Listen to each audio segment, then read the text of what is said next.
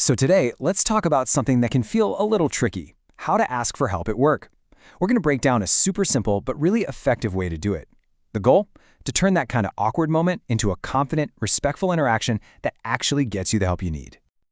You know the feeling, right? We've all been there. You're stuck on something, you really need a hand, but you look over and your colleague is just buried in work. So you just kind of hover there, you hesitate, and the whole thing feels super uncomfortable.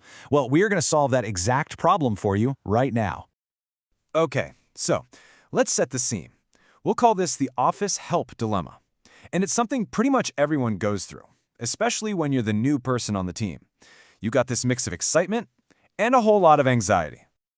I mean, of course it is. You've got new projects, new people to meet, new chances to show what you can do. You're feeling good, you're ready to make a great impression, and everyone's being really friendly as you get settled in. And then it hits. You have a question. Actually, you probably have a lot of questions. But, you don't want to look like you have no idea what you're doing.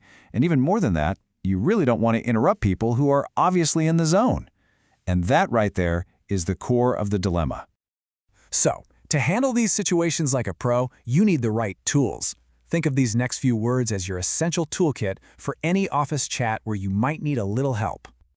First up, the word favor. This is so important. When you frame your request as a favor, it just instantly sounds smaller and way less demanding.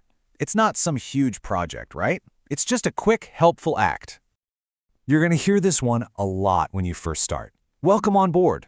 But think about what that really means. It's not just a hello, it's an invitation. It means you are now officially part of the team. And what do team members do?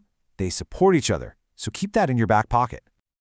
Okay, now listen closely for this one, because this is a really polite way for a colleague to tell you they can't help at this exact second.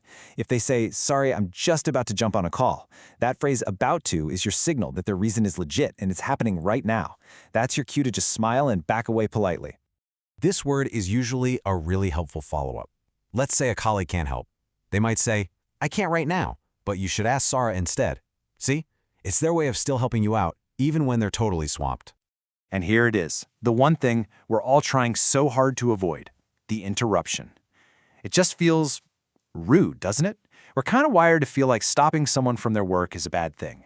And that feeling is exactly why this whole situation is so awkward. But don't worry, our little formula is designed to handle this moment perfectly. All right, let's get to the good stuff. This is the secret to making this whole thing easy and totally stress-free. It's a simple, two-step formula that, believe me, works every single time. And I really want to hit this point home. It is so simple. There's no complicated psychology or anything. It's just two very straightforward steps that show you respect the other person's time, which makes it way easier for them to say yes to helping you. So here's the magic. It's a two-part process. First, you politely call out the fact that you're interrupting them. And second, this is crucial, you ask for permission to ask them for the favor. It's that combination that turns what could be an awkward demand into a really respectful and effective request. Okay, let's look at step one in action. Using a phrase like, "Excuse me, but can I bother you for a second?" is just perfect. It immediately says, "I know you're busy and I totally respect your time." It's polite, it's professional, and it gets their attention without being jarring. And now, step two. Instead of just jumping into your problem, you ask, "Could you do me a quick favor?" Honestly, this is the most important part. Why? Because it gives them a super easy way out. If they're truly slammed, they can say no. It takes all the pressure off. And if they say yes, well, now they've actually chosen to help you. It's a total game changer. All right, let's wrap this up and talk about the big takeaway here.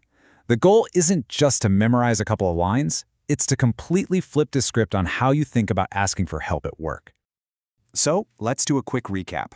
We know asking for help can feel a little intimidating, but this two-step formula makes it super easy and respectful. You start by politely interrupting, and then you ask for permission to even ask for the favor. It's a simple process that not only gets you help, but it also builds better relationships with your coworkers. And this is really what I want to leave you with. Please remember, asking for help is not a sign of weakness. It's not admitting you failed. It's actually a sign of confidence. It shows you're paying attention, you're eager to learn, and you want to do a good job. Honestly, it's one of the fastest ways to get up to speed and really accelerate your own success.